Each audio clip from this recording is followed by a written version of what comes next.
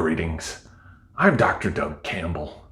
In August of 1492, 3 ships left Spain under the command of Christopher Columbus, a master mariner and great visionary.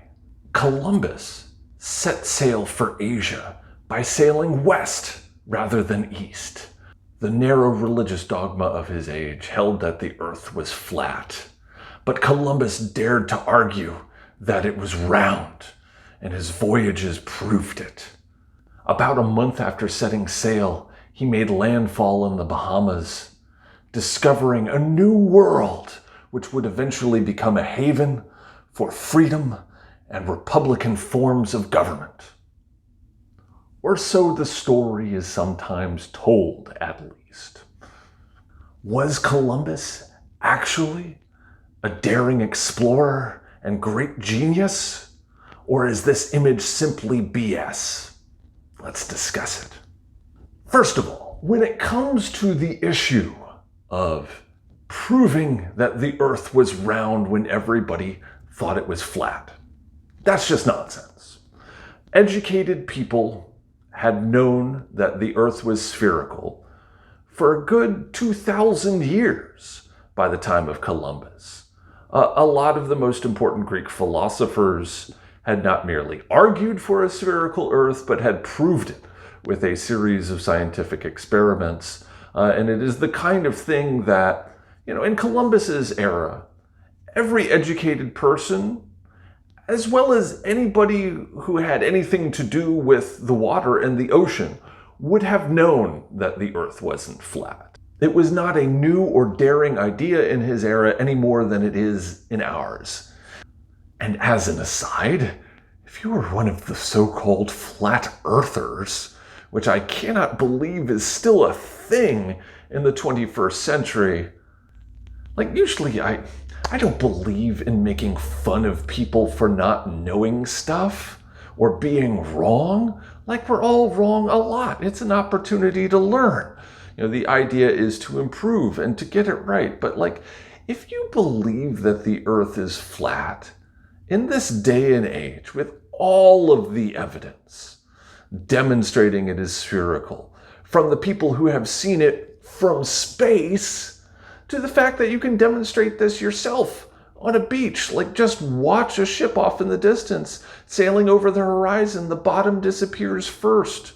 You can confirm this with your own eyes. Come on.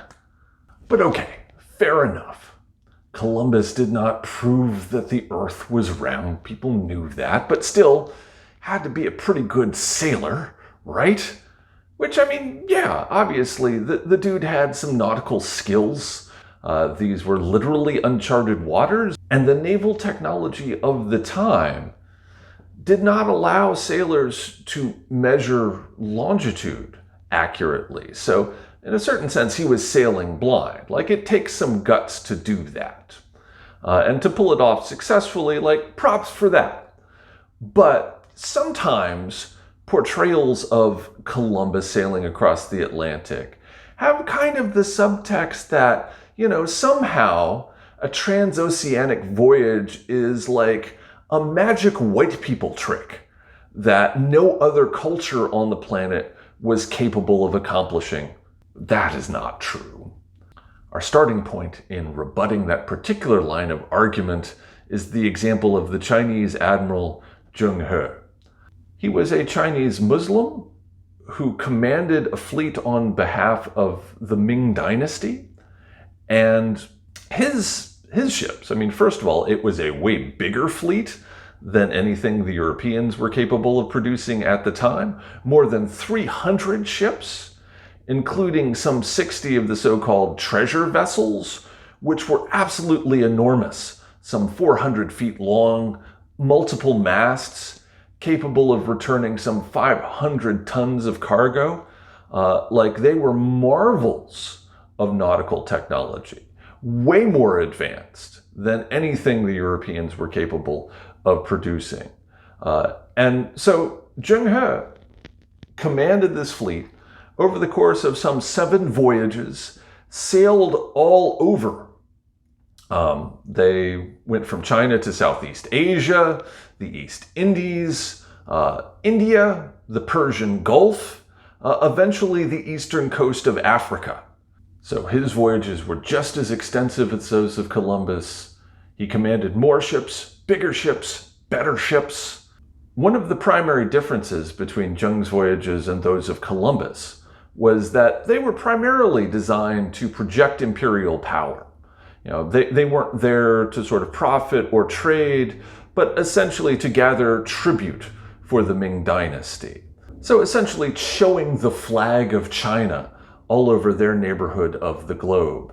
And ultimately, that does seem to be one of the reasons why they ultimately came to an end after 3 decades, was that China simply wasn't getting much out of them. And even for a state that was as wealthy and as powerful as early modern China, that was kind of expensive. It took quite a bit of resources to pull off, and it just simply wasn't worth the cost. Obviously, the European states and their contact with the Americas, they were making substantial profit off of that. So they had profound incentive to continue in a way that China didn't really. But it wasn't an issue of capability. Obviously, China was capable of pulling off nautical voyages that were equivalent, indeed superior, to those that the Europeans were able to do in the 15th century. General, their flagship is hailing us. Acting Captain Will Riker in command of the USS Zheng. And? General or Commodore, or whatever you're calling yourself. Right now, I'm on the bridge of the toughest, fastest, most powerful ship Starfleet has ever put into service. And I've got a fleet of them at my back. We've got our phasers locked on your warp cores. And nothing would make me happier than you giving me an excuse to kick your treacherous Talsiar ass. I suppose you could object, though. Well, he didn't go to America, did he? That was something that Columbus did. Yeah, sure. He perhaps was not the first one to do it, though. At this point, I would like to turn to the expertise of my colleague, Dr. Al Carroll, who has studied this way more extensively than I have. Dr. Carroll. It is not widely known, even though it is widely accepted among scholars, that there were multiple migrations to the Americas before Columbus or any other European ever got there. The obvious first migration, native people. And it is not one migration, it is multiple migrations. The great majority of the evidence opposes the Bering Strait theory. And it would take me really an hour-long lecture, as it does in my classes, to explain all the problems with the Bering Strait theory and why it is almost certainly false. Rather than do that, I'll simply give you the short version, which is that it is far more likely that native people come to the Americas by boats. Almost all the evidence says that they come to the Americas by boats in multiple migrations. The Aztecs talk about 7 migrations. The Hopi talked about multiple migrations by both land and sea, coming from both the north and the south. The Navajo talk about how they have been in the Americas for so long that they have witnessed evolution. They describe evolution in detail, and hundreds of tribes have accounts of the ice ages, and they have accounts of woolly mammoths, and they have the accounts of saber-toothed tigers, and they have the accounts of other species that are now extinct, showing that they've been in the Americas for tens of thousands of years, at least. Somewhere between, if you look at what geneticists say, native people have been in the Americas for somewhere between 42 and 56,000 years. There were multiple migrations, not just of native peoples. After the last migration of native peoples, you had migrations to the Americas by Australian Aboriginals. What's the evidence for that? You have Australian Aboriginal DNA in most of the tribes in the Amazon. So if it had been one migration over the Bering Strait, you would find it in all the native peoples of the Americas. This is only in one region of South America, meaning there was a migration by boat to South America from Australia between 8,000 and 14,000 years ago. You also have the entire skeleton of Lucia woman showing that Australian Aboriginal people were in the Americas that long ago. After that, you have Polynesian migration. Again, this is proven beyond all doubt and widely accepted by scholars, but it doesn't make it into most of the high school history textbooks, into any of them as far as I'm aware, that there were at least 7 migrations by Polynesian tribes from Chile up to British Columbia, Canada. And that includes 2 tribes that went to what is today Los Angeles and intermarried with, mixed with, the Gabrieleño and Tongva tribes. That's proven not beyond all doubt by DNA evidence, archaeological evidence, by similar technology, by similar words in their languages, and of course by the accounts of both the Polynesian people and the native tribes they mix with. So these are proven beyond all doubt. And then you have the Vikings. So this was not a major accomplishment on the part of Columbus, him making his way there. It was something that was done before by native people in dozens, if not hundreds of migrations, then Australian Aboriginal migration, then Polynesian migration, then Viking migration for about 4 centuries. And then finally he shows up. There is also the possibility, not proven, but a very strong possibility. A very good book, The American Discovery of Europe, by Jack Forbes, who is himself poet and Indian from here in Virginia, gathering the evidence, saying that American Indians went to Europe before any Europeans ever came to the Americas. Pretty strong evidence he found, making the argument that the Inuit tribe made its way to Europe, and they introduced the harpoon to Europe, perhaps 8,000 years ago. And he found very compelling evidence that the Lenni Lenape tribe made its way to Ireland, and very compelling evidence that Columbus may have personally met with them about 12 years before he tried to come to the Americas. And that's what gave him the belief that he could make his way to the Americas, having met them. You can also find compelling evidence of native people making their way to Germany around the time of Christ, where they were enslaved by German tribes and wound up being put on display in the slave markets in Rome itself, and written about by several Roman historians. And then finally you have evidence that the Mayas may have made their way to the Azores Island off the coast of Spain about 15 years before Columbus did. So their accomplishment is not that great. All right. So I guess it wasn't all that novel. Columbus's voyages, plenty of people had sailed to the Americas before him.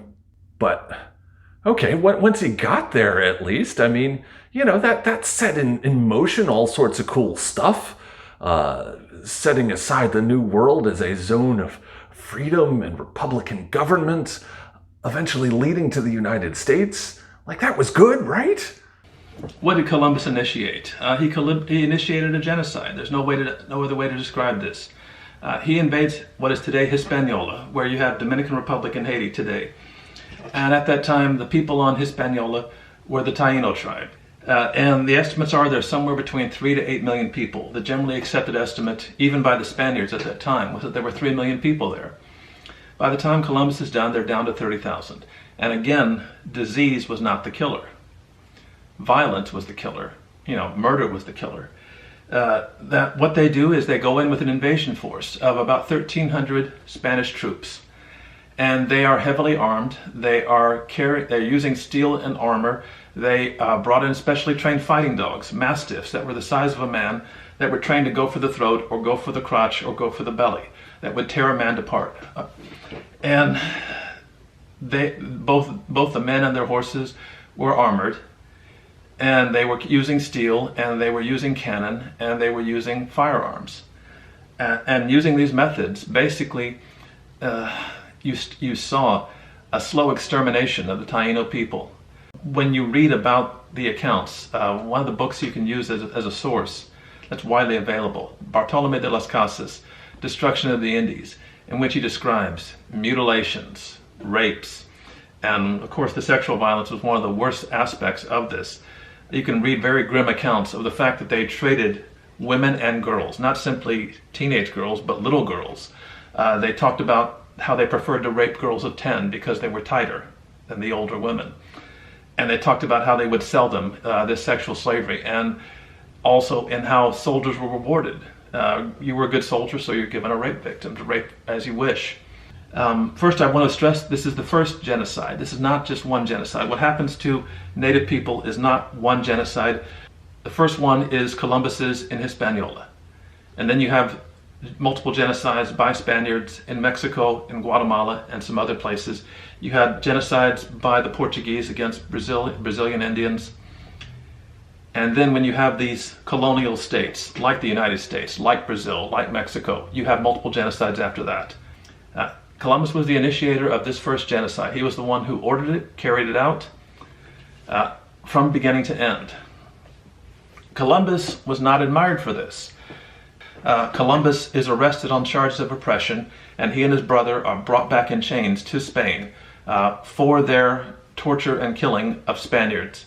And there's a series of laws that will eventually be passed by Spain saying that what they have done is wrong and they have to bring an end to genocide. And this is something important, because if you hear the argument being made that Spain was the worst of all European powers in the Americas, that's false. The English were the worst by far. The Spaniards start off as among the worst. They carry out a series of genocides, but they have a debate about genocide, and they come to the conclusion, we have been wrong. A series of Spanish priests, Dominicans, Franciscans, Jesuits, and others, they make the argument that all the world is human, that native people are as human as Europeans. The other Europeans didn't have this debate.